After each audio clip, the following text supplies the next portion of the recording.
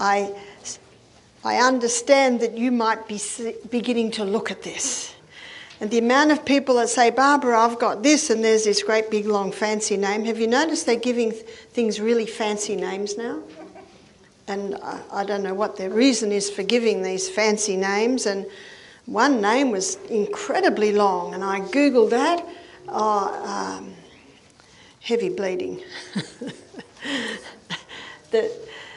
You see, when anyone is sick, the first thing you look at is the history, because we are what we are today because of our history. And then symptoms, and especially tomorrow we're going to be looking at natural remedies, a whole lot of things that you can do to bring relief to symptoms. And then you look at the body's response, because response tells you you're on the right track or you're not. It's much simpler than most people realise. And when some people tell me their history and what's happening to them today, you know what I say? No wonder. No wonder. When you have a look at all the things that came together to cause this. It's like lung cancer. Do you smoke? Oh, I haven't smoked for 30 years, but how long did you smoke? Oh, 50 years. You see, it took its toll. And the body can heal itself as long as you give it the right conditions. And the body is also very forgiving. I'm constantly amazed at how bodies respond once they're given the right conditions. So before we begin, let us say a word of prayer. Father, thank you so much for bringing us here today. Thank you so much for a body that has the ability to heal itself. Thank you that it bears so long when we don't give it the right conditions. And thank you that you wink at our ignorance. We pray now that you'll teach us and guide us this morning, and we pray it in Jesus' name. Amen. Even medicine acknowledges that diabetes is a lifestyle disease. Am I talking about type 1 diabetes or type 2 diabetes? I find that the same conditions all respond to, whether it be type 1 or type 2. It's basically a pancreas is not working well. And so if the pancreas is not working well, we need to go to our 3-letter word and find out why. But what happens when a 7-year-old girl has diabetes? She hasn't been on the planet long enough to be giving the body the conditions that would wear out a pancreas. So then we need to go back and look at parents and even grandparents. We had a 9-year-old girl do our program. She had diabetes. And of course, as a child, it's considered type 1 diabetes. And also medicine considers that type 1 diabetes cannot be reversed. Yep. But type 2 can be reversed. So I began to investigate, and the little girl had been vaccinated. And I have seen a few children develop diabetes after vaccination. But there are many children who are vaccinated, but they don't have diabetes. It's one of the factors. And there are many factors that can come together to create a certain condition. And then I consulted with her mother, because her mother was doing the program too. And her mother was very, very large. Her mother was only as tall as me, but she was about 3 times my size. And as I'm consulting with her, she was telling me her lifestyle and what she did, and nothing terribly remarkable.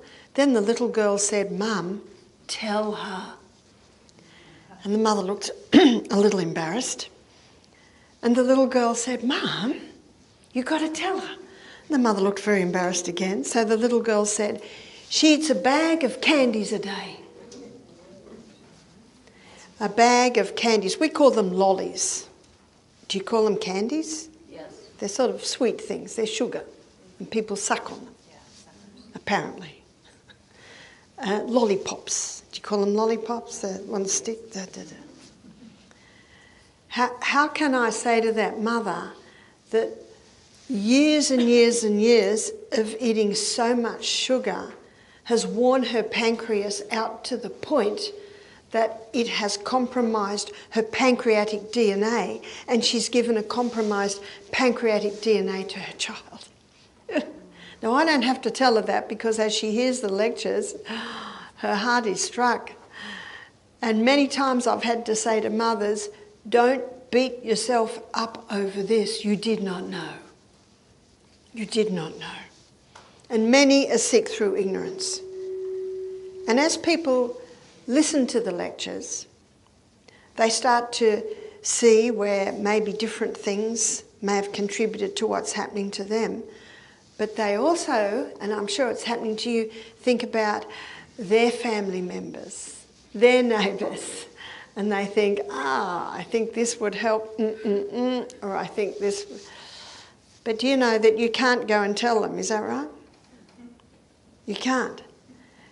In fact, it's the hardest thing when you discover the amazing fact that our body can heal itself when it's given the right conditions, not to run and tell everyone you know.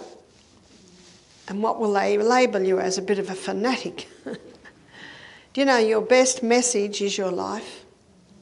That's your best message. And when people say, you're looking good, what's happened? You can say, I'm so glad you asked. That's the best message that you can give.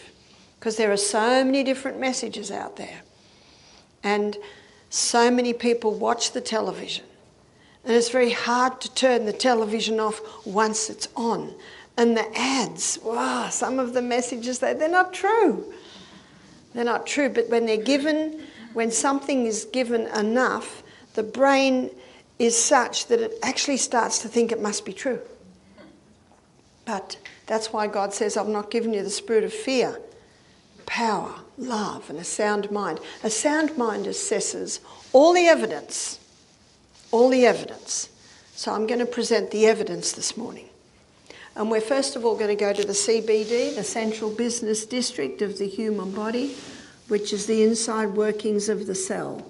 The glucose goes in, it goes through a 20-step pathway. How does the glucose get into the body?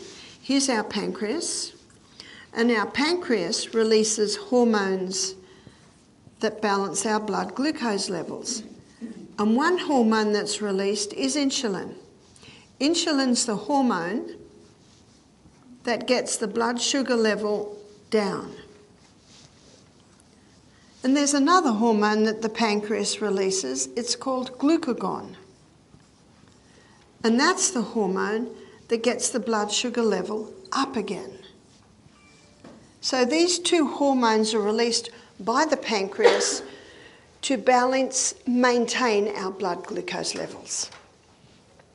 And when we're eating food that little by little delivers a constant, steady supply of glucose, we've got a very happy pancreas. A little bit of insulin here, a little bit of glucagon there. That's great. But when we eat food that gets the blood sugar level up very high, very fast, it's almost like the pancreas is getting screamed out, quick, it's too high, release the insulin. High glucose demands high insulin. So the insulin's released, but because so much insulin's released, now the blood sugar level goes too low. And now the brain says, oh no, we're too low, stop the insulin, release the glucagon to get it back up again. But when the person's blood glucose levels go low, it's called hypoglycemia. Person's feeling a bit dizzy. Why? Because the brain cells consume 15 times the glucose of any other cell. And the brain can only hold a 2-minute supply of glucose. Have you noticed when someone puts on weight, their head doesn't get bigger? There's a skull there. Only so much can be stored. So when blood glucose levels drop down, it only takes 2 minutes before brain's not working. I need a hit, I need a lift, I need a pick-me-up. But inside the body, glucagon's being released, but the person's feeling a bit woozy, so they grab for more sugar. Does that get them up? Oh yes, very fast. But now the whole cycle begins. Oh no, we're too high, quick, release it. Oh no, we're too low. Do you know what eventually happens to pancreases? They just wear out. They're sick of this. I'm against animal abuse, I'm against child abuse, and I'm against pancreatic abuse. But you know, the greatest deception is people are doing it and they don't know they're doing it. Isn't that what deception is? Not as it seems. And there was an ad in Australia, I don't know if it's still on the television, but it had a teaspoon of sugar and it had beautiful country scenes and sugarcane plants in the background, and the white sugar was being poured out, and the slogan said, "Sugar, a natural part of life." Eeh. That's like saying, getting white powder on a spoon and tipping it out with poppy plants in the background, saying, "Cocaine, a natural part of life." Eeh. Be careful of these deceptions. It's like going shopping with the little one, and the little one's been watching television and there's been an ad on. And notice the ads, they're directed to children at children time. Cereal, and the child sees the cereal in the supermarket, "I want," and the mother says, "We're not having that, it's full of sugars." Where? Child falls on the ground. And then the parent has a choice. They have to quickly leave. They're a bit embarrassed. Or they put their cereal in the basket and child immediately stops. I'll tell you, it's blackmail. Yeah. That's why be very careful what's going into your children's heads. It's revealed in the supermarket, isn't that true? Without us even realising what's going into their head. So when the glucose goes into the cell, it goes into the cell under the action of insulin. Insulin's the key that unlocks the door to get the glucose in the cell. But on the high carbohydrate, high sugar diet, with so much glucose coming in, the cell basically says, "We've already got enough." So insulin resistance begins. You've heard of insulin resistance? Insulin resistance usually is the start of diabetes. Insulin resistance happens. So it resists insulin, so the glucose can't get in, so the glucose is floating through the blood. The brain sees it and starts screaming at the pancreas, "More insulin," because that's what it thinks. Look at all the glucose in the blood. We need insulin to get it in the cell. Not realising that on the cell wall, there's insulin resistance. Can you see the problem? And the pancreas is getting screamed at more and more and more and more and more. And what's the body going to do with all this glucose in the blood? It'll come out in the urine. Diabetes mellitus means sweet urine. It's got to get rid of it some way. So it starts coming out there. Meanwhile, the pancreas is wearing out. And the person starts drinking huge amounts of water. That's one of the first signs, huge amounts of water, because they're losing the glucose in the blood, and there's too much glucose in the blood, and the body realises it's got to water this down, and then this vicious cycle begins. Did you know that there's no mention of diabetes in Hippocrates' writings? And Hippocrates was 400 years BC. So 400 years BC, sugar was not being refined. It was really only when sugar started to be refined in London, and only wealthy people could afford the refined sugar, that doctors started to see glucose in their wealthy patients' urine, and it was called diabetes mellitus. So let's continue the journey of glucose. It goes through the 20-step pathway. The 20-step pathway gives 2 units of energy. The end result of the 20-step pathway is a chemical form of glucose called pyruvate, and pyruvate, as the chemical form of glucose, gets fed into the next section in the cell. It's the 8-step pathway, and this 8-step pathway gives us an impressive 36 units of energy because of the presence of oxygen. This pathway, no oxygen. what a difference oxygen makes. We looked at that last night. We looked at that a few times. We looked at it in relation to conquering cancer. But now we're looking at the whole cycle of glucose in relation to diabetes. So on this high glucose, high sugar, high carbohydrate diet, so let's define the carbs, and we defined them yesterday. There's your bread and cereal, and how many Americans and Australians woke up to these every morning, and doesn't take you very far, so the cakes, pretzels, donuts, cookies, everything start to come out. And when a child says, I'm hungry, it touches the mother heart because, you know, the mother is the nourisher for the child, and so she often will give her. And I'll tell you what, it keeps them quiet for a minute while they're eating it. But that's often where the diabetes begins.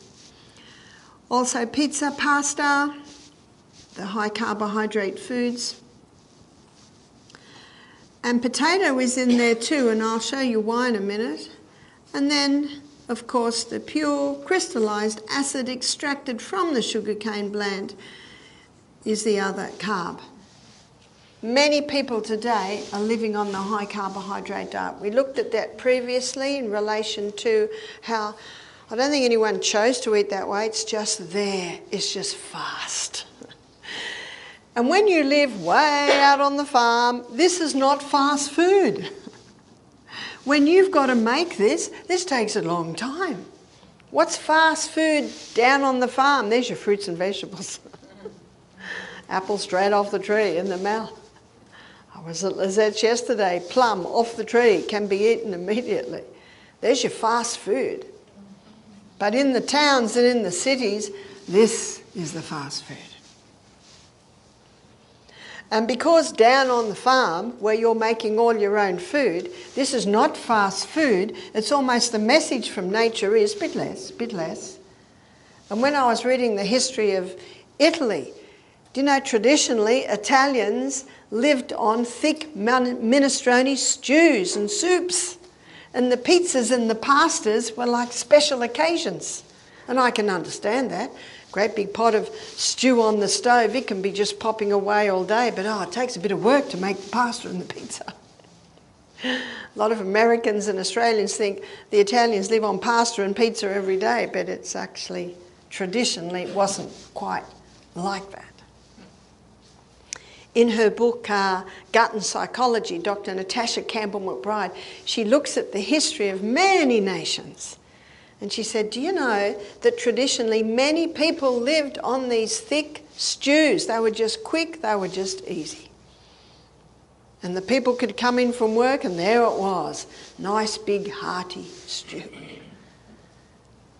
And the mother in the kitchen, she's got work to do. She's got to scrub the floors and scrub the clothes and So maybe on a special occasion, my granddaughters, my 18-year-old granddaughters just had graduation a couple of weeks ago. I was there.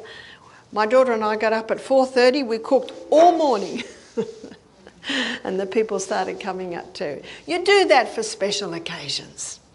But I'll tell you what, I'm not interested in doing that every day.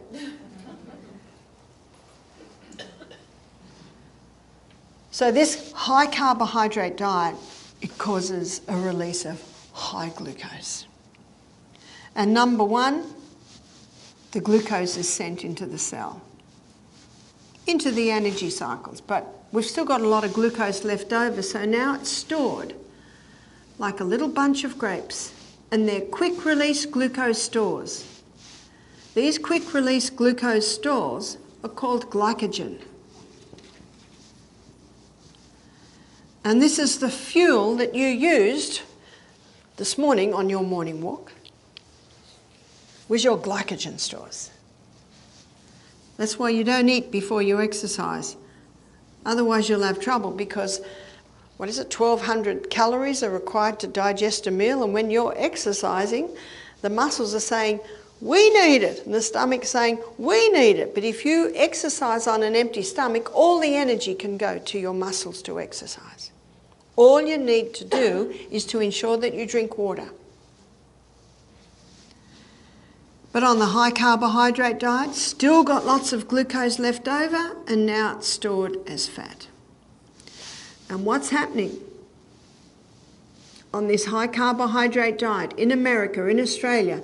Do you know Australia's taken over America? 63% of Australians are either obese or overweight on this high carbohydrate diet.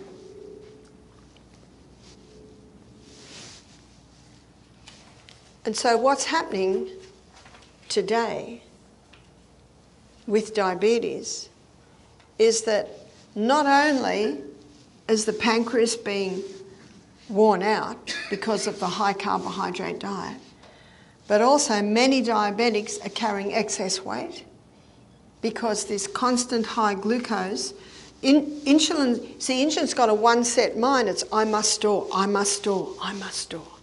I must get that glucose out of the blood and into storage. Oh, the energy cycles are full. The glycogen, it must all go to here, all go to here. See, fat doesn't make you fat. It's this excess glucose storing as fat. But something else is happening. And I want to point out the grain that bread is made out of, the majority of breads, majority of cereals, cakes, biscuits, cookies, pretzels, donuts, the pizza, the pasta. It is all made out of one grain, predominantly, and that is wheat. And in the 1950s, Dr. Norman Bulag and a team of scientists in Mexico were crossbreeding wheat. You see, they wanted to produce a plant with a high yield of grain to save the starvation crisis, and no one objects to that. Well, no one objects to a want to help with the starvation problem, but you can't improve on God. So they put the wheat through intensive crossbreeding, and they finally came up with a plant that had a heavy yield of grain. Now, traditionally, wheat has always grown 6 foot high.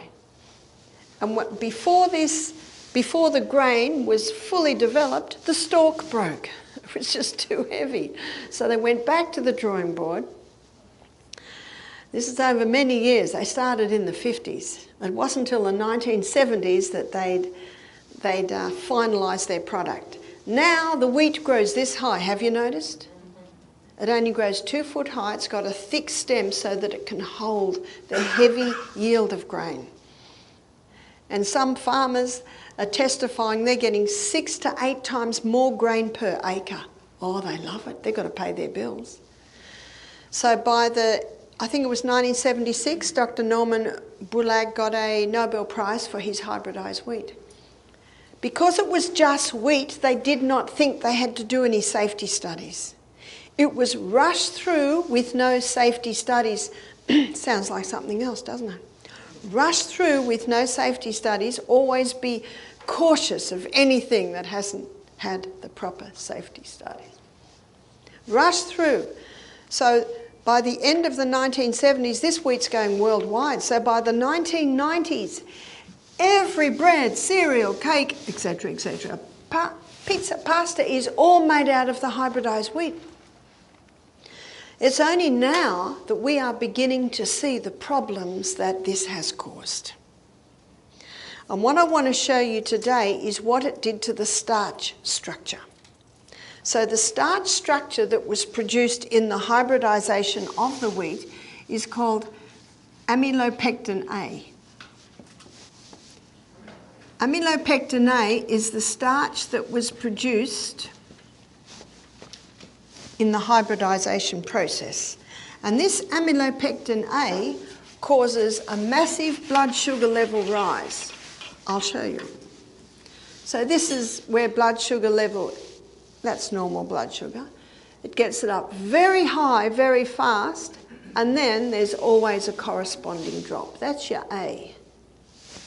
In comparison, amylopectin B is found in bananas and potatoes. And if you are familiar with the glycemic index of food, The glycemic index of food is a reading on how quickly the glucose in the food is released into the blood. Bananas and potatoes, they have a very loose fibre structure under a microscope, and it quickly releases the glucose into the blood. And that's why diabetics are told, go easy on the bananas and the potatoes, because the glucose is released quickly, and when you've got a compromised pancreas, that you don't want any quick release glucoses. You're trying to heal that pancreas. So amylopectin B is found in bananas and potatoes, and it gets the blood sugar level up relatively high, relatively fast.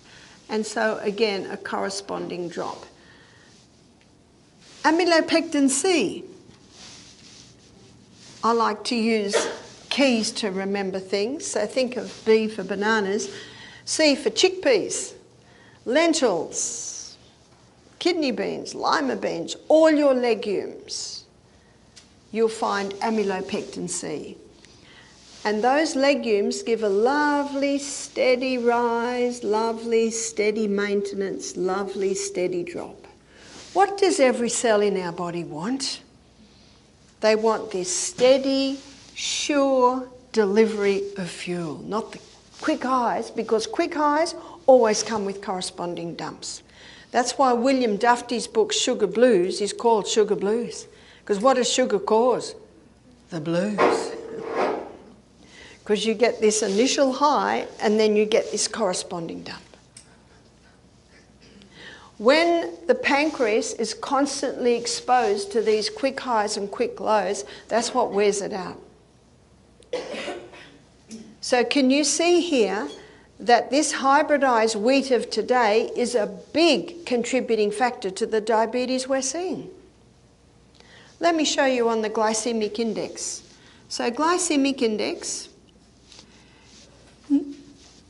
anything under 55 is considered low GI. So all your low GI foods are great for the diabetic, because your low GI foods give a nice, steady, consistent fuel delivery. So cherries. Cherries sit at 26. All your berries are quite low, so they're a great fruit for your diabetic. Grapefruit. Grapefruit sits at 25. Not everyone likes grapefruit. Myself, I love it. But they're great fruits for the diabetic.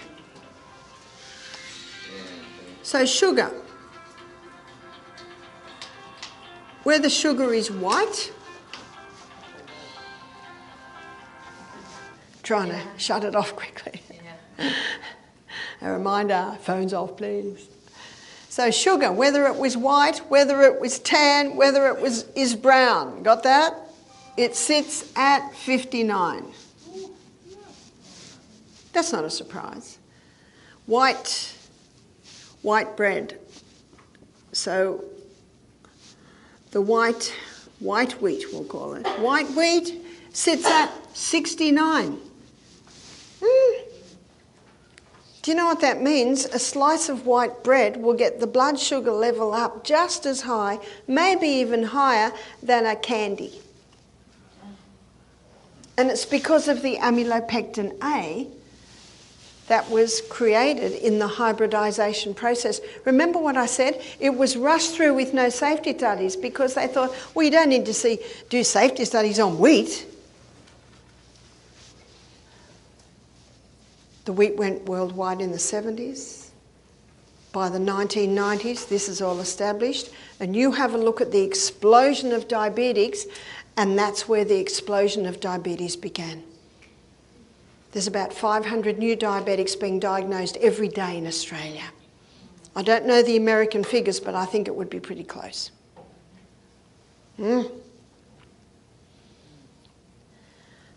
I've just given you a moment to recover from that before I give you the next one, because the next one's shocking. Whole meal, whole grain. I think you call it whole grain or whole meal. Whole meal sits at 72. How could that be? It's because the wholemeal is not refined. It has more amylopectin A in it than the white.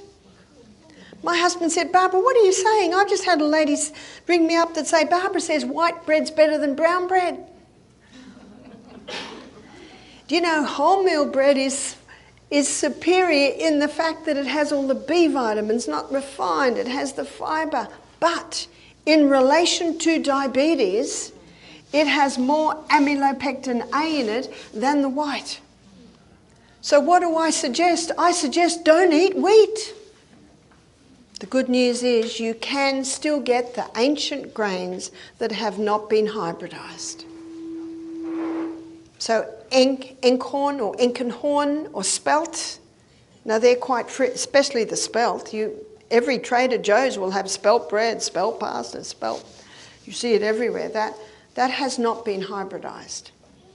One lady said, well, what about the organic wheat? Well, it's still been hybridised. You see that? It's still been hybridised. That explains so much. And this is why the lady, I was at our retreat a couple of years ago and I explained this. And she started to cry. I said, what's the matter? She said, I'm 69. I was diagnosed with type 2 diabetes when I was 65. I do everything they tell me. I have wholemeal bread. I have wholemeal pasta. I have whole wheat cereal. And every 6 months I go to the doctor, he puts me on more insulin. She said, I'm so frustrated. I do everything they tell me. And what's the definition of insanity, by the way? To do what you've always done and expect different results. I'm not criticising this lady. It's very hard when you go to the authorities that you trust and they're not lying to you. It's just that that's what they've been told.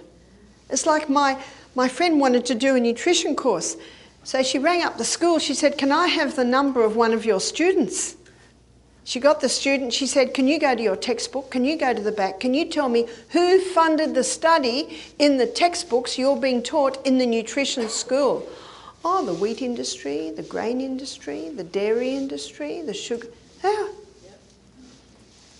So I'm not going to go there because we've got more important things to talk about, but can you see that money can be behind this? In Australia, we grow tons of wheat. And the farmers love the hybridised wheat because they're getting more grain, more money.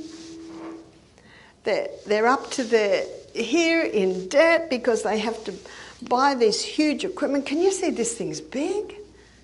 For a farmer to say, I'm not going to grow wheat anymore, I'm going to grow spelt. And I'm actually going to go organic because in Australia it's not just the wheat, it's the chemicals that it's grown with, it's what it's sprayed with. It's not being fed. So you see, you get all these other problems. And then there's another problem. Because we grow so much, it's in huge silos. Cold, frosty morning, hot, sunny day, you got a bit of mould growth growing in them. And by law, they're allowed to have a certain amount of mould waste in there. Otherwise, no grain would ever pass the test.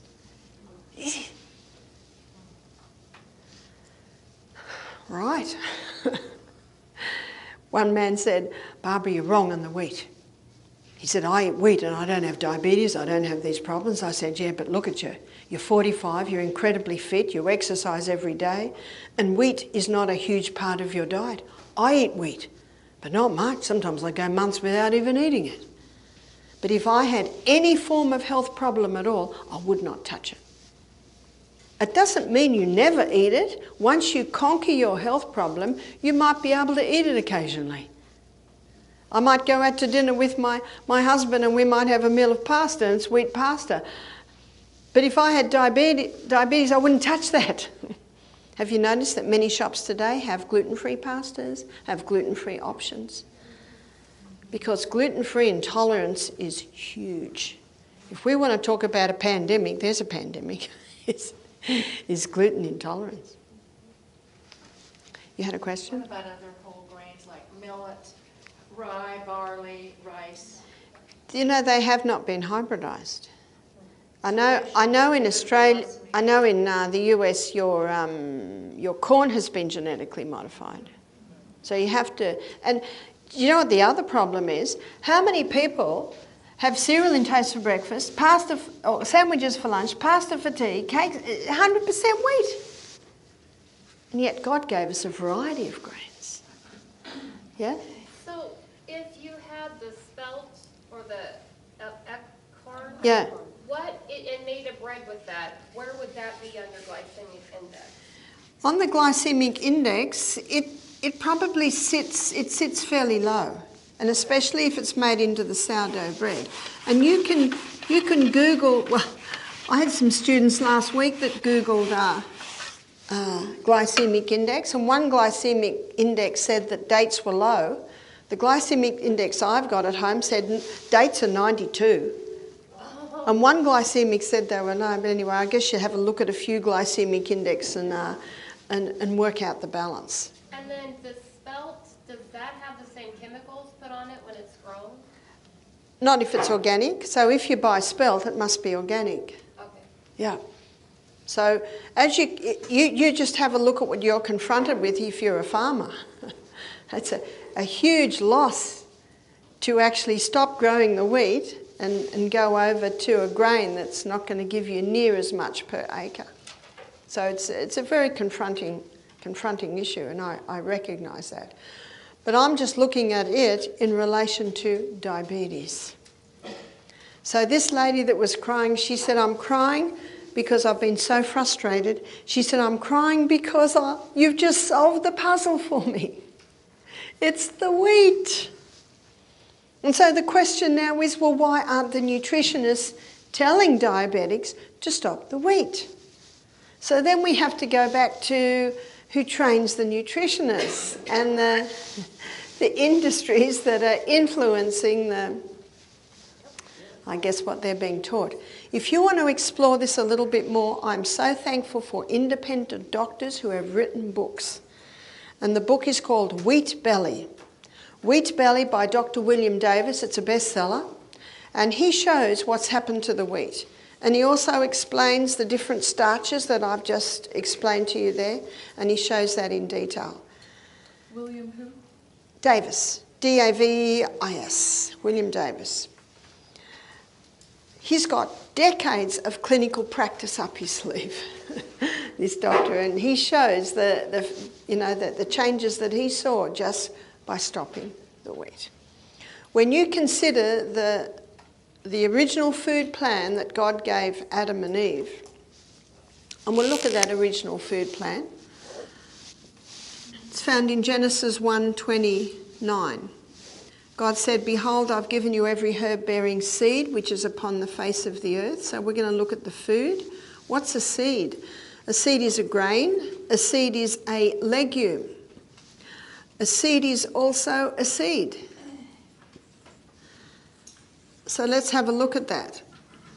So the grain, wheat, rye, barley, oats, amaranth, millet, buckwheat, corn, so many grains.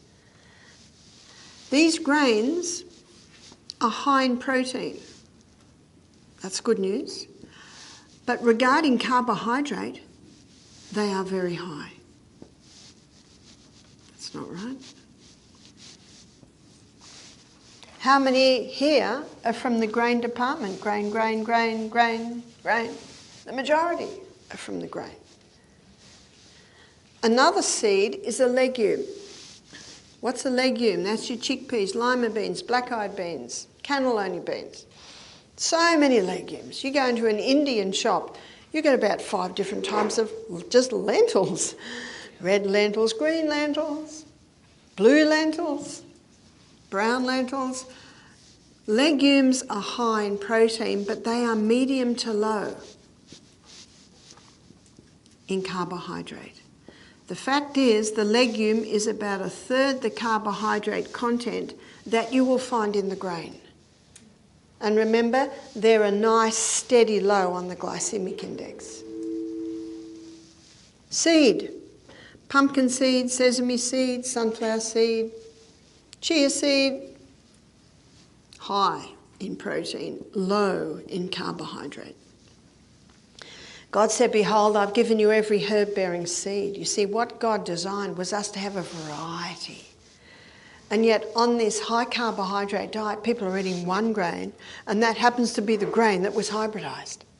And the reason they hybridise that grain is because it's such a popular grain, the wheat. And because it's what people predominantly eat, so that's why they hybridised it. But not only do we have an epidemic, pandemic I'd say, of gluten intolerance, but we've also got a pandemic of obesity and diabetes. That's huge. God said, behold, I've given you every herb-bearing seed and every tree, in the which of the tree is a fruit-bearing seed. So what's a fruit-bearing seed? That's a nut. And we have so many nuts. Peanut is not a nut. A peanut is a legume. And as a legume, it should be cooked, either dry roasted or boiled. And I know down in the southern states, a boiled peanut dish is a popular dish, isn't it? And there's not a problem when you grow it yourself and harvest it and process it straight away. The problem is most people are living in the cities now, so their food's grown out in the country, it's harvested, it's stored, and because peanuts are a ground crop, they mould very easy. So it's in storage that the problem arises. One of our staff, when she was a teenager, she worked in the Sanitarium health food company in Australia. It's a Seven-Day Venice company, and they have products called nut meat, nuttolene, where they grind up peanuts and cook them and like have loaves. And she said there would be trays of nuts, there'd be almonds, big trays of peanuts. She said, so us staff, I don't think they're allowed to now, but they'd grab a few nuts when they're going to lunch. She said no one ever took the peanuts because they always had this light green covering. What's that? Mould. She said they always wash it before they grind it up. You cannot kill mould. You cannot kill it. That's why I don't touch peanuts. Now, if I hadn't eaten for a week and I was given a bowl of peanuts, I think I'd eat them. But we have choices today, don't we? And if you love peanut butter, you've got almond butter, you've got cashew butter. There's so many alternatives. The problem is the peanut is a legume. And as a legume and a ground crop, and of course in the storage, the problem arises. That's where the problem is. But we've so many nuts. We've got almonds and Brazil and hazelnut. I've just come from Germany. They make the most beautiful cake out of ground hazelnuts. Very nice. Cashews, pistachios, almonds. We've done almonds. Walnuts, macadamia nuts, and pecan, or you call them pecan, we call them pecan. So many nuts. And nuts are high in protein, low in carbohydrate. And so to get the glucose levels down, to go on a diet that's going to give a steady, sure, consistent delivery of fuel, reduce the grain part of the meal and increase the legume, seed, nut part of the meal. That's a very easy way to do it.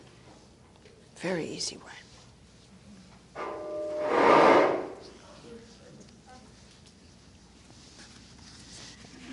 So we go to the Garden of Eden diet and we can see why God said at the end of that verse, Genesis 1:29, he says, the seed to you it shall be for meat, meaning the main substance of our food. Yes?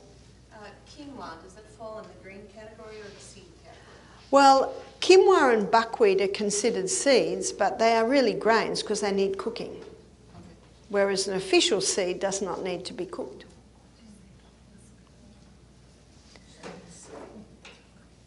Another aspect of this, which many people don't realise, is caffeine. When caffeine goes into the body, it causes a crisis response. And that's why a person gets a lift, because it's a crisis response. And because it is a crisis response in the body releases insulin so that more glucose can get into the cell because it's a supposed crisis. So it's very important also to stop all caffeine. In the book Caffeine Blues, he's got a chapter called Coming Off the Bean. And he shows a way to come off coffee without pain and suffering. Now in Australia we have roasted cereal beverages, we have Roma, we have Nature's Cuppa. I'm sure you have them here, but I don't know what their names would be. You have Roma, okay, we'll do Roma. So what he suggests is, say a person has 3 cups of coffee a day. The first day, when they make their cup of coffee, it's half a teaspoon of coffee, half a teaspoon of Roma. The body won't react because it's getting a little bit. The taste will be much the same. And then every day, a little bit less coffee and a little bit more Roma. And sometimes within a week, the person can be on 100% Roma and they haven't gone through pain and suffering. Because what the caffeine does, because it has a crisis response, it disrupts the neurotransmitters in the brain, which is very appropriate for a crisis, so we can do the run or the climb or the jump of our life. But actually no one's jumping or climbing or running. And that's why the body quickly says, well, they're not responding quick, and there's this adaptation process. And that's why when someone comes to a retreat and they're stopping 3 cups of coffee a day, they usually get terrible headaches because there's this sudden change. But to conquer diabetes, the caffeine must stop. Absolutely the refined sugar must stop. What about honey? What about maple syrup? What about your coconut sugars? When the pancreas isn't working well, you've got to go very light on all sugars until the pancreas starts working well. Probably the only sweet that doesn't really get an insulin response is stevia. And stevia is a plant sweetener. In fact, it's often called the sweet leaf. We used to grow it. And you eat that leaf, it's just so sweet. In fact, my grandchildren after the meal would say, Grandma, can we go and get a sweet leaf? And they chew on the sweet leaf. And you buy it as a powder, so it's a little bit refined, but it still doesn't have the same effect of sugar. 1/16 of a teaspoon of stevia is equal to 2 teaspoons of sugar. That's incredible, isn't it? And that's hard to believe. So most people use too much and then it gets a bitter aftertaste. So if someone says to me, I don't like stevia, I say, you've used too much. Because if you use just the right amount, it's a lovely, delicate sweetener, and you do not get that bitter aftertaste. Yes? Do you feel like sugar is an addiction in the brain? Sugar is an addiction in the brain because it gets this high, and humans get addicted to the highs, but there's a corresponding dump because it can't keep that high. And so with the dump, then the person goes for another one. It's like 2 weeks to get rid of it? If you do 2 days juices, you can cut it very quickly. If you do a 2-day juice fast and then go on to a sugar-free diet, we have so many guests say to us, you know, they go home and they say, I can't believe it, I haven't got my sugar cravings anymore. See, the more carbs you eat, the more sugars you eat, the more wheat you eat, the more you will crave it. So once it stops, the craving stops. The stevia is 1/16 equals is the same as 2 tablespoons of Yeah, it's a very high sweet. And no one can believe that, so they use too much and then it has the bitter aftertaste and they say, oh, I don't like stevia. Is high fructose corn syrup worse than the sugar addiction? Is high fructose corn syrup worse? Oh dear, that's a hard question. So the answer to that is, how do you want to die? They're both dangerous. They're both nasty. So I'd like to quickly put our Sustain Me for diabetes and show you how this can be applied to conquer diabetes. Sunshine, we must have that for our vitamin D, to get our minerals. Use of water. When you have water between meals, it maintains blood glucose levels. Many people that feel they've got to eat between meals, it's thirst. And one lady said to me, my little 9-year-old girl's a type 1 diabetic. She said, and we're told to give her little snacks between the meals, but we've never given our children snacks. And we give her a snack, but all the other children complain because she's got something to eat. Why can't they have something to eat? And I said to her, try a little bit of salt with water between the meals. 2 days later, she contacted me. She said, it's working. She said that little bit of salt with the water between meals is maintaining her blood glucose levels. So use of water, meaning keep the meals a distance apart. With our diabetics, we give them breakfast like a king, we give them lunch like a queen, and at night we just give them broth. And you know their blood sugar levels balance out. You've heard of time-restricted eating. I've spoken about it a couple of times. Time-restricted eating is eating twice in a 24-hour period, 6 hours apart. Do you know what they're finding? Diabetics' blood sugar levels are being balanced by eating 2 meals a day. And what have we been told for the last 40 years? Diabetics have to eat every 2 hours. That makes no sense because the stomach is constantly being interrupted and it's not being able to digest properly, so you're not getting the nutrients out of your food. The fact is, when your stomach's empty, do you remember what I showed you? I think it was yesterday. Our nutrients are predominantly being absorbed in our small intestine. So when the stomach's empty, your cells are still getting nutrients from the small intestine.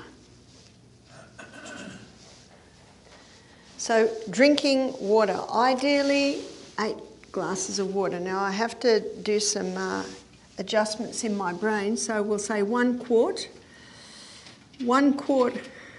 of water to 50 pound. That's a nice incentive to lose weight, isn't it?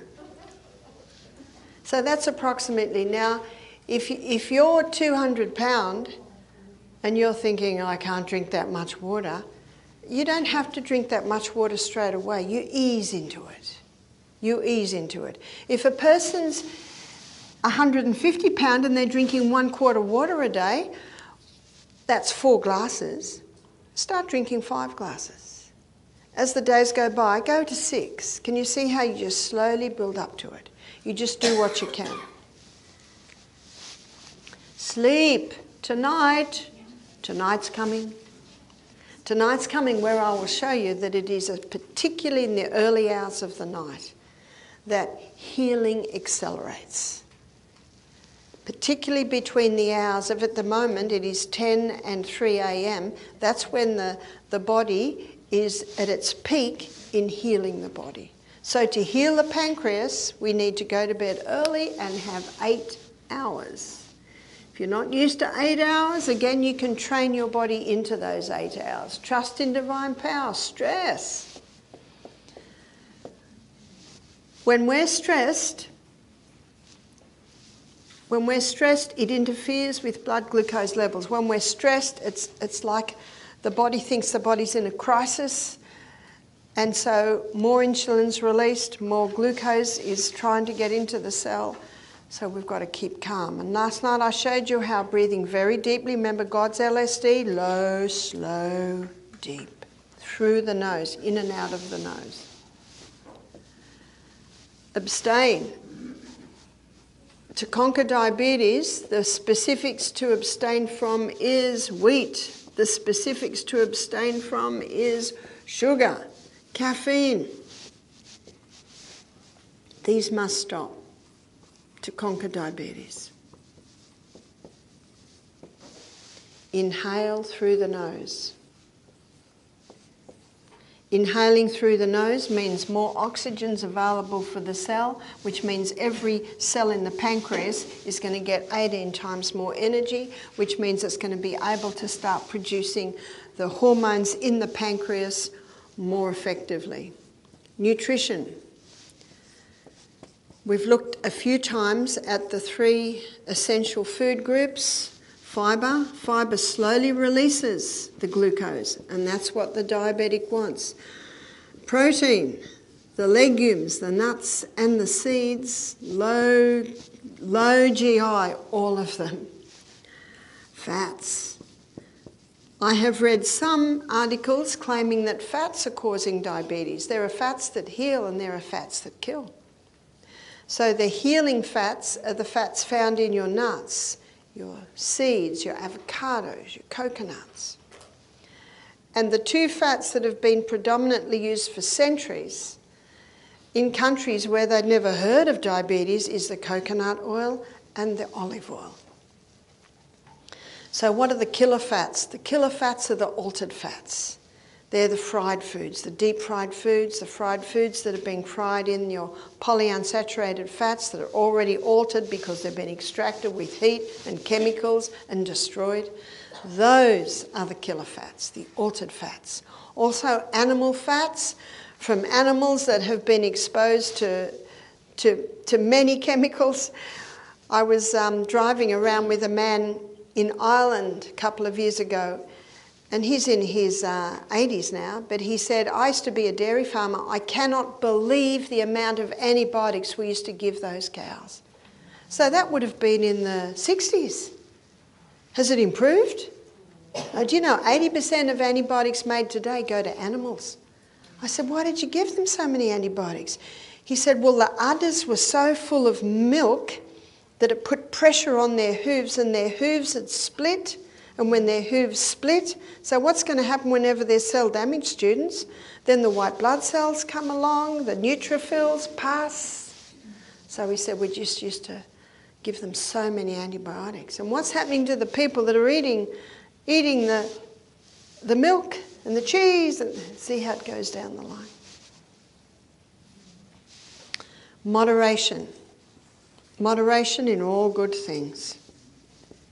When we overeat, that is another cause of too much glucose going into the blood. Exercise. The exercise that predominantly helps with this is the high-intensity interval training. And we're going to look at heart health in a minute, where I'll be defining that. And that is exercise that has intervals of high intensity, intervals of recovery. Most research for this has been done on the exercise bike because the person can hold on, go for it, rest, go for it, rest. What that does, that causes a bit of a crisis in the body because you're running for your life. But it's a crisis that causes the body to start functioning more effectively and efficiently. And what it efficiently and effectively does is develop extra receptor sites for insulin. So if someone's got insulin resistance, they can turn that around in a week. All they need to do is get those carbohydrates and those sugars down, start eating a high fibre, high protein, or generous protein, healthy fats, and implement the exercise program and have water between meals, and the cell actually develops extra receptor sites for insulin. What an amazing body we live in. Tonight we're going to be looking at weight loss. In our next lecture we're going to be looking at heart disease. When we look at weight loss, the presentation will be similar to this, but there will be certainly other factors coming into play. But you can see how this helps. So I'm going to finish with a story of a man who came to a retreat that we did in Alabama about 8 years ago. When he came to us, he was in a wheelchair. He was 62. We'll call him Tom. The reason he was in a wheelchair is because he had diabetes. He was on 90 units of insulin a day. He's a type 1 diabetic. And they'd recently taken his lymph nodes out of his groin to try and find out why he had diabetes. So when he flew to Atlanta, the legs swelled. So when he came to us, he was just about in a wheelchair. He said, I'm the CEO of some big companies, but he said, I've had to basically step back. He said, I'm on blood pressure medication, I'm on statin medication, I'm on blood thinning medication. We'll look at all those after the break. He said, I'm on 90 units of insulin a day. He said, my life is miserable. My wife, who's 42, is complaining that I've turned into a grumpy old man. See, when the blood sugar levels are constantly going up and down, how's the mood when the blood sugar level's low? Ooh, how long does it take before the brain hasn't got fuel? 2 minutes. No wonder they're irritable. He said, the doctors have just told me they can do no more for me. He said, I'm a wealthy man. I get the top specialists.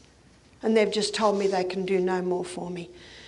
He said, I was lying around my pool in Florida, and I started talking to a lady. And we talked about my health, and she said, I think I know someone that can help you. So he said, I booked into the first retreat. I've just booked the plane, and I'm here. Anything you tell me to do, I will do. She said, I've just spent $800 on these bandages for my legs. I said, you won't need those. But I said, I want you to get on the rebounder for 1 minute every hour and just do this. That's all he did, was this. No leaping yet, just this. That's how you start the rebounder. Real slow and ease your body into it. Because the rebounder stimulates the lymphatic system, and these swollen legs were lymphatic fluid. I said, I want you to walk barefoot on the grass, just where the grass is very soft. He had the 2 days of juices, and then he went breakfast like a king, lunch like a queen. We gave him a protein drink at night, because if he was still on too much insulin, his blood sugar levels will drop. At the end of 2 weeks, he was on 10 units of insulin a day. Type 1 diabetic. 62, not a young man. He'd stopped his statin, he'd stopped his blood thinner, he was on a little bit of blood pressure medication. He went home and he continued to eat like this. He emailed me 3 months later, he said, I am off all my medication. He said, in 3 months, I've lost 45 pounds. I said, this is impressive, Tom. Tell me what your exercise program is. He said, I cycle 6 miles a day. I swim 30 laps of the pool a day. I do 3 minutes rebounding 3 times a day. They're the only exercises he can do because he's lost his lymph nodes. And if he's on his feet too much, those legs will swell. But he manages it by doing that type of exercise. He said, I'm doing exactly what you said. I'm on a plant-based diet now. He said, when I went home, my wife said, I'm not interested in this. This is your baby. I like my croissants, my champagne. He said, after 3 months, she's interested. She hasn't got a grumpy old man as a husband anymore. He's gone back to full-time work. He went into the office and said, watch out, I'm back. He said, my doctors are astonished. Type 1 diabetic. What an incredible body we have. He said to me, I will be one of your success stories, because he said, anything you tell me to do, I will do. He emailed me 5 months later. He said, I've lost more weight. He said, I feel better now than I even felt in my 40s. He said, my wife has lost 20 kilos. 20 pounds, 10 kilos. He said, she's very happy because all her girlfriends are saying, what happened to you? What expensive supplement are you on? What expensive program are you on? Don't you love the way it is so simple? Don't you love the way there is no great cost in all of this? It's just an adjustment change. Because I am the one that chooses what I do to my body. And Tom was right. He's an amazing success story. Does he still live like that? I don't know. The choice is his. But he knows with the problems he had and with the loss of his lymph nodes, he needs to keep his eye on this for the rest of his life. And one day, we will see Jesus coming in the clouds of heaven and we'll all be totally cured. Yes. But until then, it's a management program. So we're going to have a break now. We're going to have a 15-minute break, and we're going to come back at 10:30, and we're going to look at heart disease.